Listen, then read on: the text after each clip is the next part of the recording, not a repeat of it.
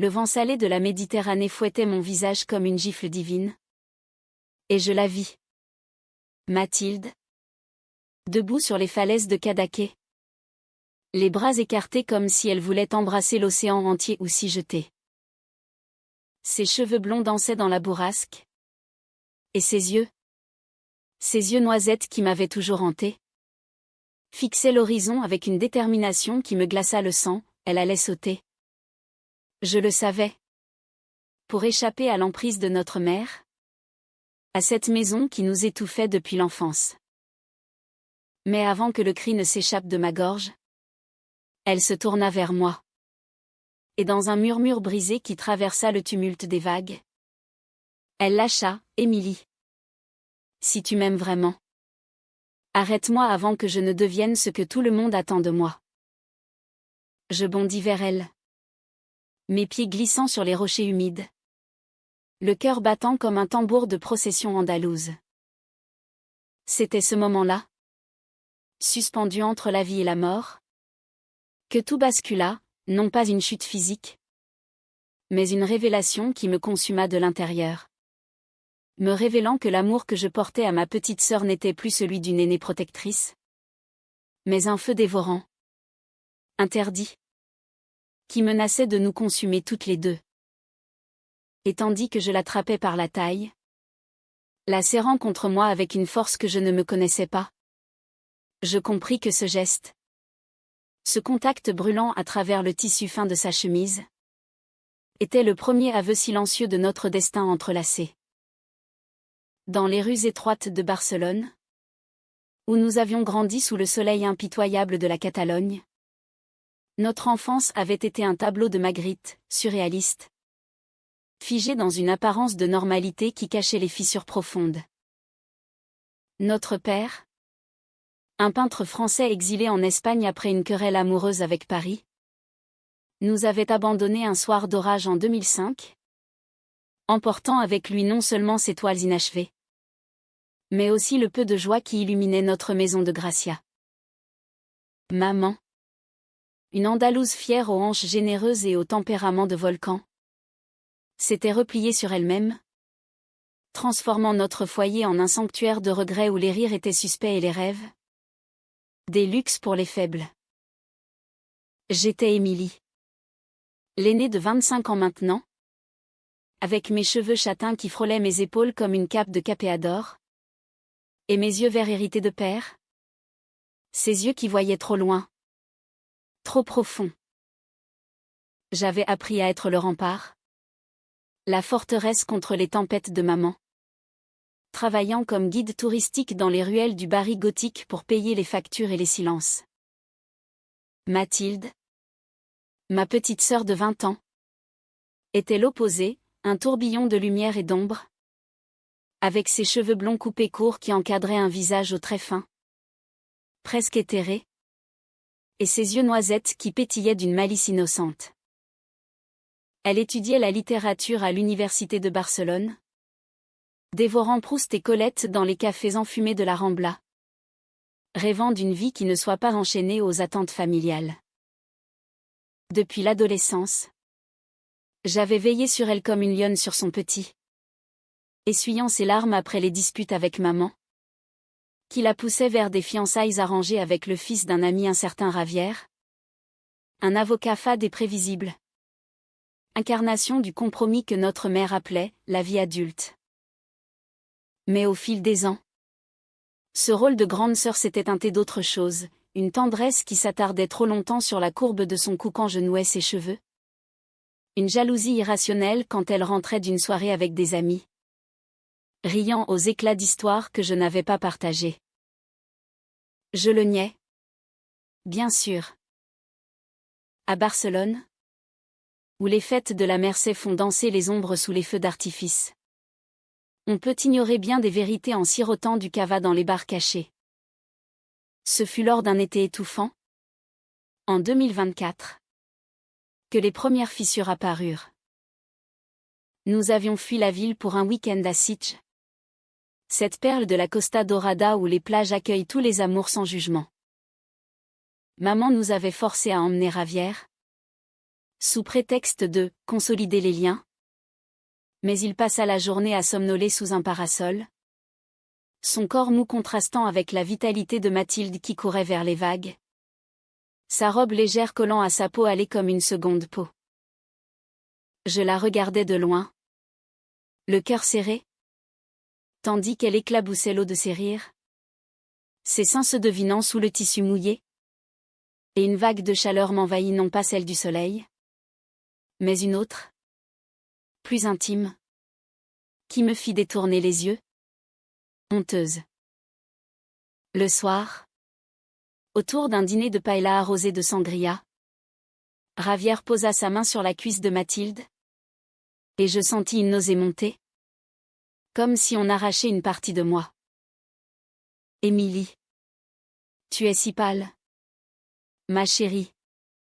Murmura-t-elle en posant sa main sur la mienne. Un geste fraternel qui me brûla comme une marque au fer. Cette nuit-là, dans notre chambre d'hôtel aux murs blanchis à la chaux, je l'entendis pleurer doucement dans son sommeil. Et sans réfléchir, je me glissai dans son lit, l'enlaçant par derrière, mon souffle chaud contre sa nuque. Elle se tourna. Nos nez se frôlèrent. Et dans l'obscurité, ses lèvres effleurèrent les miennes. Un accident? Un rêve éveillé. Nous nous endormîmes ainsi, enlacés. Et au matin, elle feignit l'oubli. Mais ses joues rougirent quand nos regards se croisèrent au petit déjeuner. Les semaines suivantes furent un tourbillon de non-dits.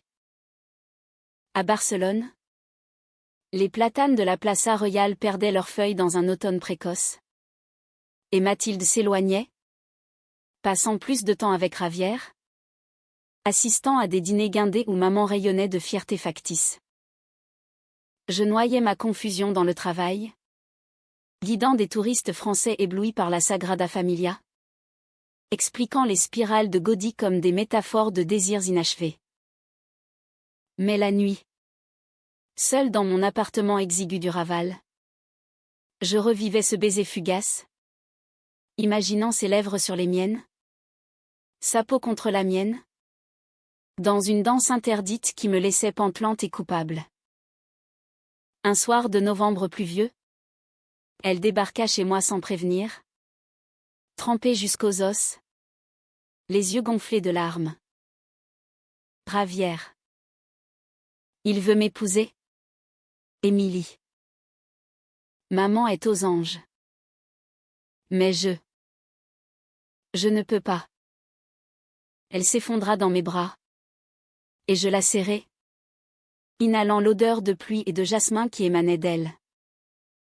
Pourquoi pas, murmurai-je. La voix rauque.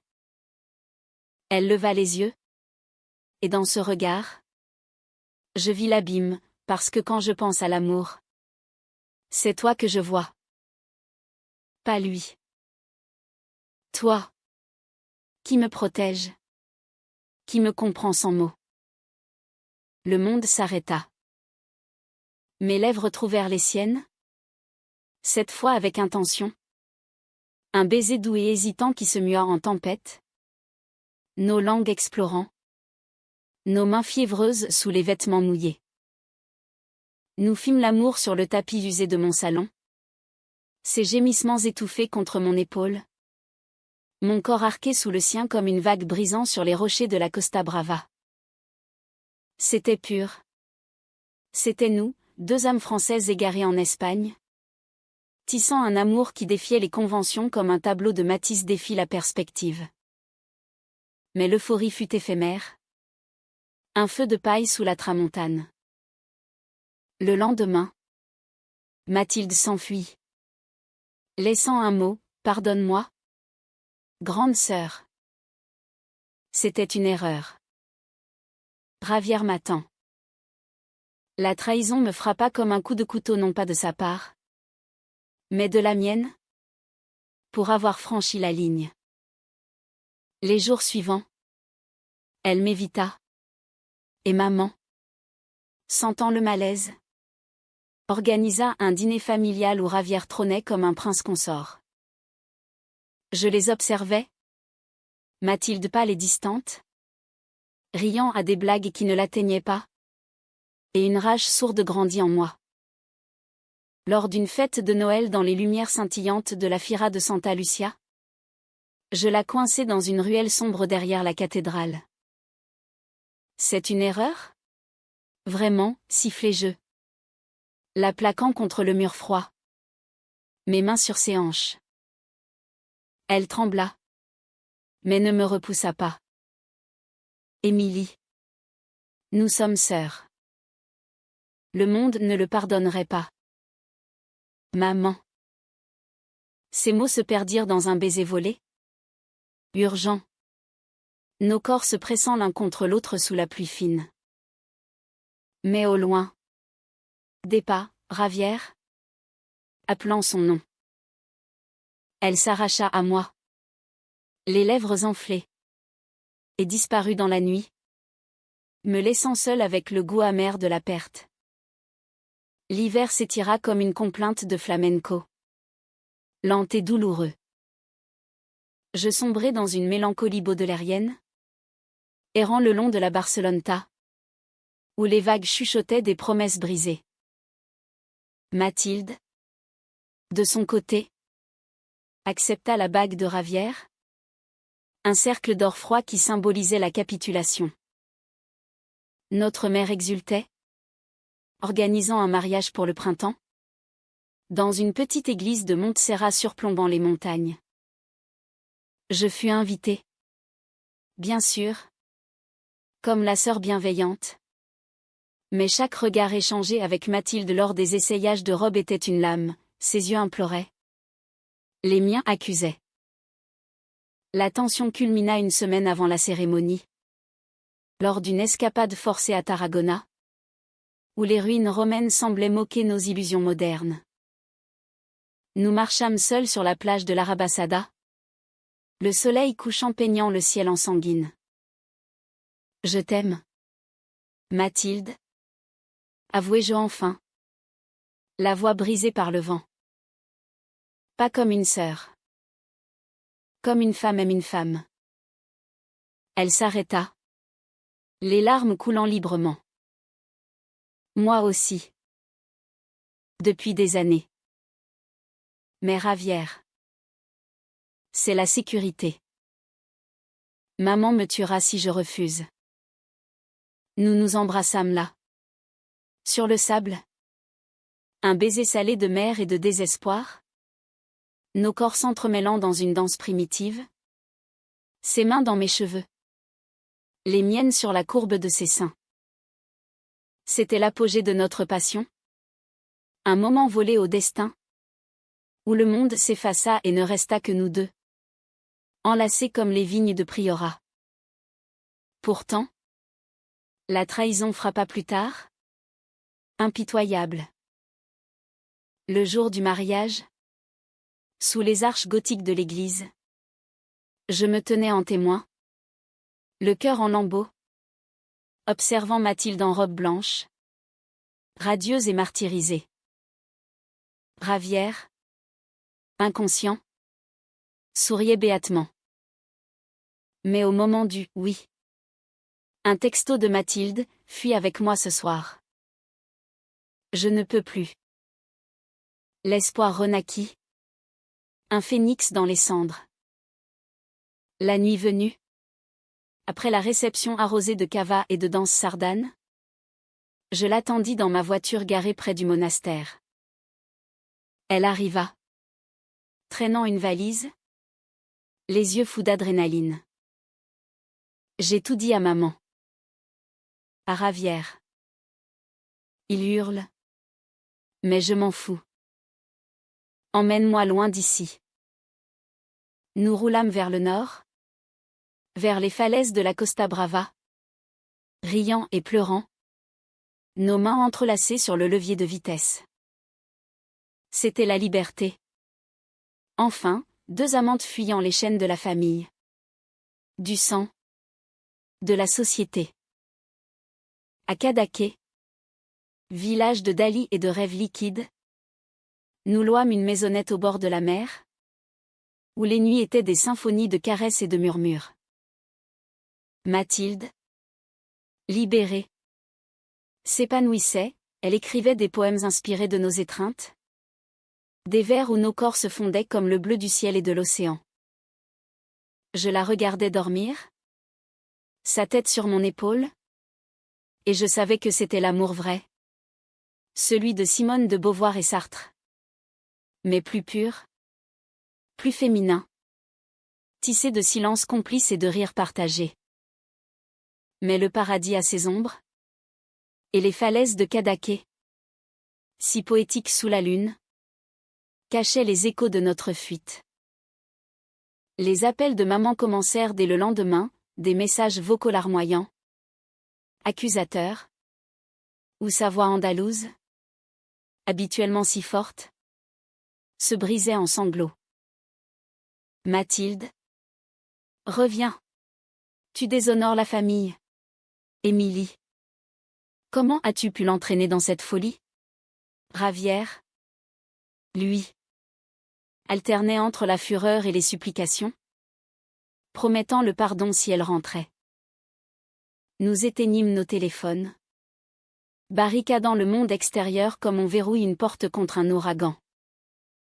Les premiers jours furent idylliques, nous marchions main dans la main sur les sentiers escarpés, cueillant des figues sauvages dont le jus sucré tachait nos lèvres. Et dans la petite cuisine aux murs blanchis, nous cuisinions des ratatouilles provençales, un hommage à nos racines françaises, adaptées avec des tomates catalanes juteuses. Mathilde, avec son corps souple et ses courbes douces, me faisait l'amour avec une tendresse féroce, ses ongles traçant des arabesques sur mon dos, ses lèvres explorant chaque recoin de ma peau comme un cartographe redessinant un continent perdu. Tu es ma muse, Émilie, murmurait-elle, ses yeux noisettes brillant d'une lueur que je n'avais vue que dans les romans de Yourcenar. Et moi? Je me perdais en elle, mes mains caressant la ligne de ses hanches, mon souffle se mêlant au sien dans une harmonie qui effaçait les interdits. Pourtant, les fissures apparurent vite, subtiles comme les craquelures d'une fresque Renaissance. Mathilde, malgré sa bravade, portait le poids de la culpabilité comme un scapulaire trop lourd. Un soir, alors que nous dînions sur la terrasse face à la baie, illuminée par les lumières de port de la Selva, elle posa sa fourchette et fondit en larmes. Et si maman a raison? Si nous sommes maudites? Sa voix tremblait, et je la pris dans mes bras, sentant son corps frêle secoué de hoquet. L'amour n'est pas une malédiction, ma chérie. C'est une rébellion, une affirmation. Souviens-toi de George Sand et Alfred de Musset, ils ont défié le monde. Et leur passion est immortelle. Elle leva les yeux, un sourire fragile aux lèvres. Et nous nous embrassâmes sous les étoiles. Un baiser lent, profond, qui se prolongea en une nuit d'amour où nos corps fusionnèrent en un ballet sensuel. Ces gémissements comme une musique de Debussy portée par le vent marin. Mais la trahison, cette vipère lovée dans l'ombre, attendait son heure. Une semaine plus tard, alors que je descendais au village pour acheter du pain frais et du fromage de chèvre local, je croisai par hasard une voisine, une vieille pêcheuse aux rides comme des vagues figées. Ta petite. Elle est revenue? Hein? Dit-elle en espagnol chantant, ses yeux plissés de curiosité. Mon sang se glaça. Que voulez-vous dire, balbutiai-je. Elle haussa les épaules, hier soir. Je l'ai vue avec un homme. Près du port. Ils parlaient bas. Comme des amants en secret. Un beau brun. Avec une alliance neuve. Le monde vacilla. Je remontai la colline en titubant. Le panier de provisions cognant contre ma hanche. Et trouvai Mathilde sur la terrasse. Sereine. Lisant un recueil de Verlaine. Qui étaient-ce, demandai-je d'une voix blanche. Les mots comme des éclats de verre. Elle pâlit, refermant le livre d'un geste nerveux. Personne? Émilie. Une amie du village. Mais ses yeux fuyaient les miens. Et je sus, au plus profond de mon être, que le mensonge avait infiltré notre sanctuaire. La confrontation éclata le soir même, sous un ciel d'encre où la lune se cachait comme une complice. Ravière, hurlai-je, les poings serrés, tandis qu'elle se levait d'un bond. Tu l'as vu, n'est-ce pas? Tu n'as pas rompu? Tu joues sur les deux tableaux. Les larmes jaillirent de ses yeux, et elle s'effondra à genoux, agrippant mes jambes. C'est maman qui l'a appelé. Elle m'a supplié de le rencontrer, de réfléchir. Il dit qu'il m'aime encore, qu'il acceptera tout si je reviens. Et moi? Je suis perdue? Émilie. Perdue entre toi et la sécurité? Entre le feu et la cendre. Sa confession me transperça, la trahison n'était pas seulement la sienne, mais la nôtre, née de la peur qui ronge les amours naissants. Je la relevai, nos visages si proches que je sentis son souffle chaud. Et dans un élan de désespoir, je l'embrassai sauvagement, mes dents mordillant sa lèvre inférieure, mes mains arrachant sa chemise pour révéler la peau pâle de ses seins.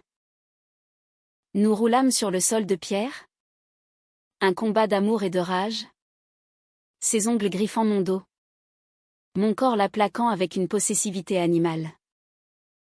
C'était cathartique, douloureux, ses cris mêlés de plaisir et de remords, mes larmes salant nos peaux unies.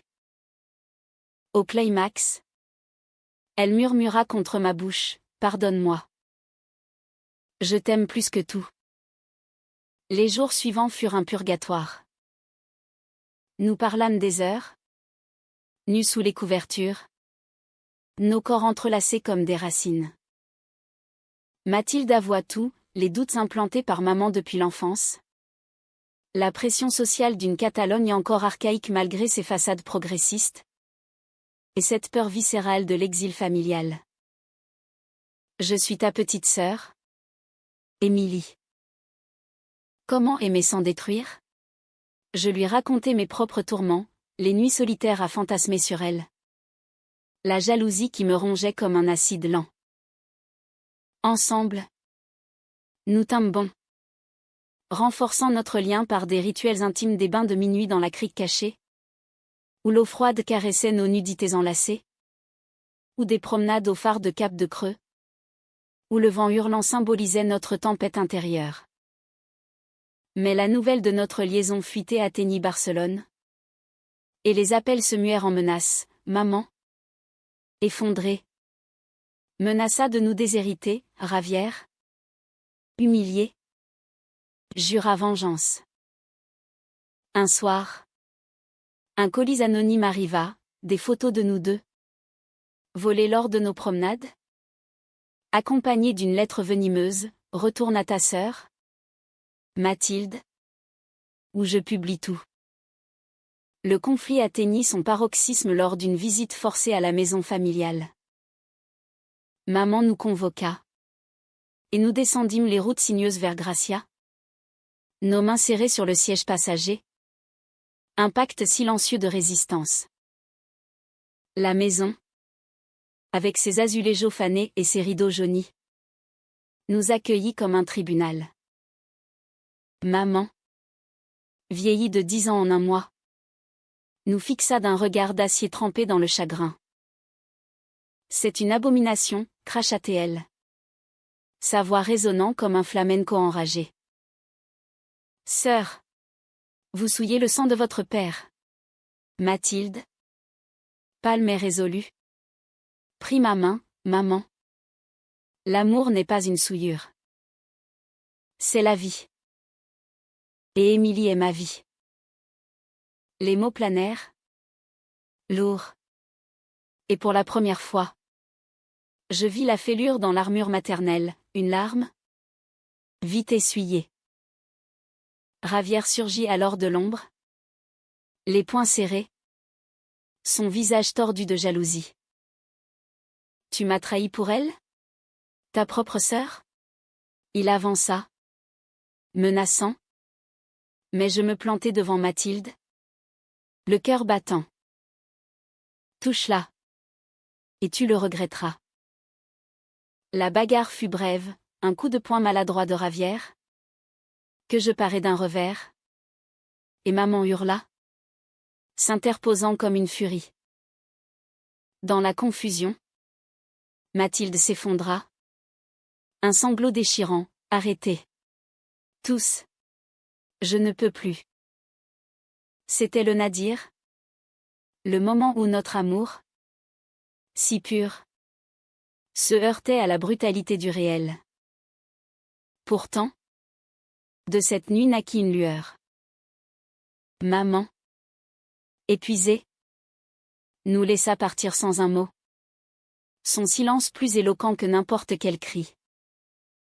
Sur la route du retour, Mathilde posa sa tête sur mon épaule, et nous pleurâmes ensemble, libérant les poisons accumulés.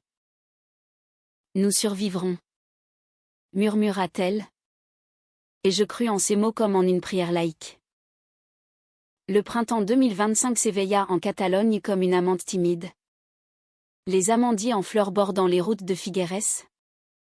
Et avec lui vint une trêve fragile dans notre odyssée. Nous avions regagné Cadaqués, transformant la maisonnette en un cocon d'intimité, où les murs blanchis absorbaient nos rires et nos soupirs. Mathilde, revigorée par notre déclaration commune, abandonna ses études pour se lancer dans l'écriture, un roman semi-autobiographique, inspiré de notre histoire, qu'elle tapait frénétiquement sur une vieille machine à écrire trouvée au marché aux puces. C'est notre manifeste, Émilie, disait-elle, ses doigts tachés d'encre caressant les miens. Un cri pour toutes celles qui aiment dans l'ombre. Je l'admirais. Cette force nouvelle en elle. Cette femme de 20 ans qui émergeait des ruines de l'adolescente apeurée. Son corps svelte se mouvant avec une grâce de danseuse de flamenco revisitée en slow motion. Nos nuits étaient des poèmes vivants, elle. Allongée sur le lit de fer forgé. Ses cheveux blonds étalés comme un halo. M'invitant d'un regard à explorer les vallées de sa peau. Mes lèvres traçant des chemins de baisers depuis son cou jusqu'à l'intérieur de ses cuisses. Où elle arquait le dos en un cri étouffé par l'oreiller. L'orgasme la traversait comme une vague méditerranéenne. Et je buvais ses tremblements. Me gorgeant de son essence comme d'un vin de Banyuls corsé. Mais la paix est une illusion pour les amours maudits. Les rumeurs s'étaient répandues à Barcelone comme une traînée de poudre dans les vents de la tramontane, notre liaison. D'abord chuchotée dans les cercles familiaux. Avait atteint les oreilles de la communauté lesbienne locale. Ces cercles souterrains des bars de l'Exemple où les femmes se retrouvent pour danser la salsa lesbienne sous des néons roses. Des messages anonymes affluaient désormais sur nos réseaux sociaux des encouragements d'inconnus. Vivez votre amour. Mais aussi des insultes venimeuses. Perverses incestueuses. Maman. Dans un sursaut d'orgueil blessé. Coupa les vivres. Vendant même des bijoux de famille pour punir notre ingratitude. Ravière. De son côté. Disparut dans un silence menaçant. Mais un soir. Un appel masqué brisa notre bulle, sa voix. Froide comme l'acier d'une lame. Si tu ne reviens pas. Mathilde. Je raconte tout à la presse. Imagine les gros titres, sœurs amoureuses, scandale en Catalogne. La peur revint. Un fantôme aux griffes acérées. Et Mathilde. Hantée. Passa des nuits blanches. Son corps se crispant contre le mien dans le sommeil. C'est alors que le vrai conflit surgit. Non pas de l'extérieur, mais de nos entrailles. Lors d'une exposition de dalles au théâtre-musée de Figueres, nous nous promenâmes parmi les montres molles et les éléphants à longues jambes, riant de ces surréalismes qui reflétaient notre propre chaos. Mais au milieu d'une salle consacrée aux amours dérangeantes du maître, Mathilde s'arrêta net devant un portrait de Gala. La muse éternelle. Et si j'étais ta Gala? Émilie? Une muse? Mais pas une égale? Sa question, lancée comme une flèche, me transperça. Que veux-tu dire? Demandai-je, le cœur serré. Elle se tourna, ses yeux noisettes voilés de doute. Tu m'as toujours protégée, élevée presque. Notre amour. Est-ce vraiment égal? Ou suis-je juste la petite sœur que tu désires posséder? Les mots résonnèrent dans le silence relatif de la salle, et une dispute éclata. Âpre. Nos voix basses mais tranchantes comme des rasoirs. Tu parles d'égalité, rétorquai-je. Blessé. C'est toi qui as fui vers Ravière? Toi qui as trahi en le voyant en secret. Elle recula, pâle, et quitta l'exposition en courant, me laissant seule avec les yeux hallucinés de Dalle. La nuit qui suivit fut un enfer. De retour à Cadaqués, Mathilde avait fait ses bagages. Une valise ouverte sur le lit comme une plaie béante. Je pars pour Barcelone. Émilie. Pas vers Ravière, mais vers moi-même. J'ai besoin de respirer sans ton ombre. Ces mots étaient un poison lent. Et je m'effondrai à ses pieds. Suppliante. Ne fais pas ça. Nous sommes plus fortes ensemble. Mais elle secoua la tête. Des larmes coulant sur ses joues. Justement. Je t'aime trop pour ne pas douter. Et si cet amour nous détruit? Elle m'embrassa une dernière fois. Un baiser doux amer. Chargé de tous nos souvenirs les vagues de Sitges. Les nuits de Cadaqués puis disparues dans la brume matinale. Emportant un morceau de mon âme. Les semaines suivantes furent un vide sidéral. Je errais comme un fantôme sur les plages. Le sable collant à mes pieds nus. Revivant chaque caresse. Chaque regard. Le travail? Oublié. Les appels de maman? Ignorés. Seule la mère, impitoyable, m'apaisait un peu. Ses rouleaux rappelant le rythme de nos corps unis. Puis, un matin de mai, une lettre arriva, l'écriture fine de Mathilde, sur du papier parfumé au jasmin. Émilie. Je suis à Madrid, chez une amie écrivaine. J'écris. Je vis. Mais je pense à toi chaque instant. Reviens-moi quand tu auras compris que l'amour n'est pas possession, mais liberté. Le message raviva la flamme. Mais aussi la peur, et si elle avait raison? Et si notre lien fraternel empoisonnait notre passion? Le haut point arriva lors d'une tempête biblique. Fin juin. La côte catalane se vit assaillie par des vents furieux. Et je reçus un appel paniqué de maman, Mathilde est revenue. Elle est à la maison. Malade de chagrin. Viens. Émilie. Pour elle.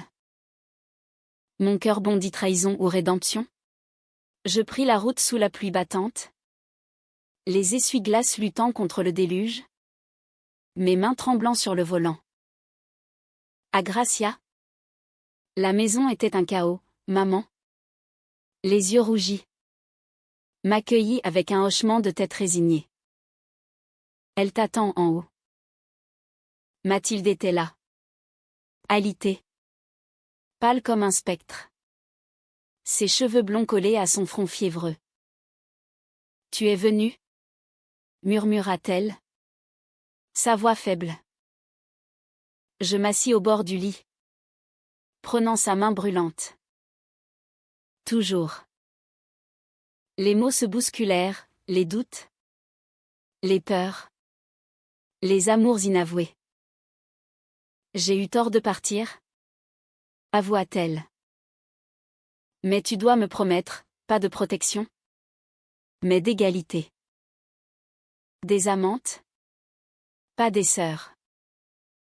Je hochai la tête, les larmes coulant, et nos lèvres se joignirent en un baiser chaste, purificateur, sous le regard surpris de maman qui, depuis la porte, murmura, si c'est l'amour, alors vivez-le. Pourtant, la joie fut de courte durée. Ravière, apprenant le retour de Mathilde, surgit le lendemain, ivre de rage et de vin rioja. Il força l'entrée, hurlant des insanités, et dans la mêlée, attrapa Mathilde par le bras, la secouant violemment. Tu es à moi. Je bondis, le repoussant d'un coup d'épaule, et nous roulâmes au sol dans un corps à corps primal. Maman cria, appelant la police. Mais avant que les sirènes ne hurlent, Ravière cracha son venin, je sais tout sur vous. Et le monde le saura. Il s'enfuit, laissant derrière lui une menace suspendue comme une épée de Damoclès. L'été 2025 s'annonçait comme un brasier. Le soleil catalan cognant sur les toits de tuiles rouges de Barcelone avec une impitoyabilité qui reflétait notre tourment intérieur. La menace de Ravière planait. Un nuage noir sur notre horizon naissant. Mathilde, remise de sa fièvre émotionnelle, insista pour affronter l'orage, nous ne fuirons plus. Émilie. Affrontons-le ensemble. Sa détermination, forgée dans les feux de Madrid, me ravissait et m'effrayait, cette femme de 20 ans. Aux courbes affinées par la séparation, aux yeux noisettes désormais striés d'une maturité nouvelle, était devenue mon égale, une amante qui dictait le tempo de notre valse. Nous passâmes des journées à renforcer nos défenses, consultation avec une avocate lesbienne du quartier gothique, une femme aux cheveux courts teints en bleu et au sourire de guerrière, qui nous assura que les lois espagnoles protégeaient notre intimité. Les nuits, nous les consacrions à guérir, des bains moussants où nos corps glissaient l'un contre l'autre. Ses seins pressés contre mon dos. Mes doigts explorant les secrets humides entre ses jambes jusqu'à ce qu'elle gémisse mon nom comme une invocation sacrée. L'orgasme, libérateur, effaçait les ombres, nous laissant pantelantes, enlacés dans la vapeur, nos rires résonnant comme un écho de liberté. Maman, dans ce cocon improbable, évoluait elle aussi. Ses premiers pas vers l'acceptation furent maladroits, un dîner tendu où elle servit une paella aux fruits de mer, évitant nos regards, mais glissant, à la fin du repas, un « je vous aime », mes filles, qui sonna comme une absolution.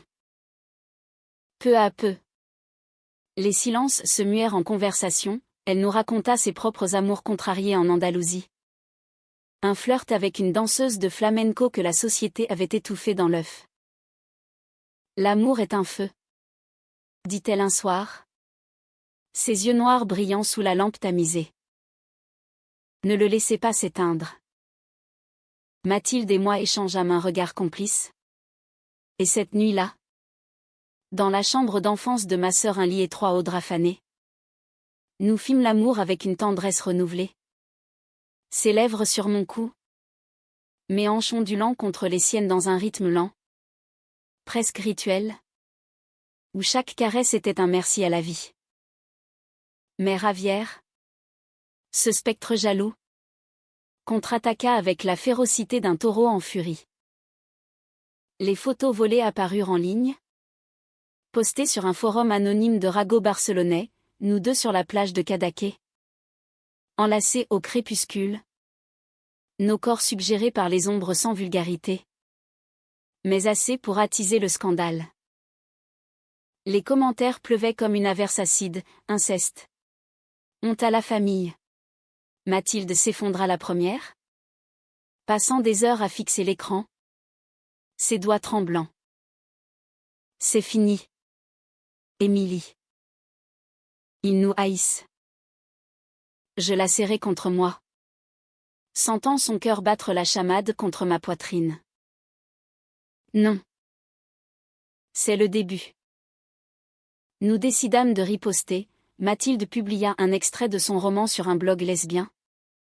Un récit voilé de notre histoire, où deux sœurs amoureuses défiaient les conventions dans une Espagne en mutation. La réponse fut un raz-de-marée, des messages de soutien affluèrent. Des femmes de tout le pays partageant leurs propres secrets, transformant notre douleur en un mouvement naissant. La presse locale s'empara du sujet. Un article dans l'Avant-Gardia titrant « Amour interdit ou liberté conquise ». Et pour la première fois, nous parlâmes publiquement, main dans la main lors d'une interview radio, nos voix entrelacées comme nos destins.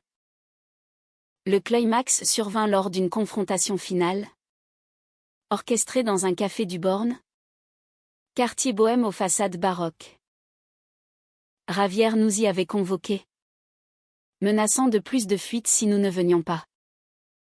Il était là, attablé devant un café noir, son costume froissé trahissant des nuits sans sommeil.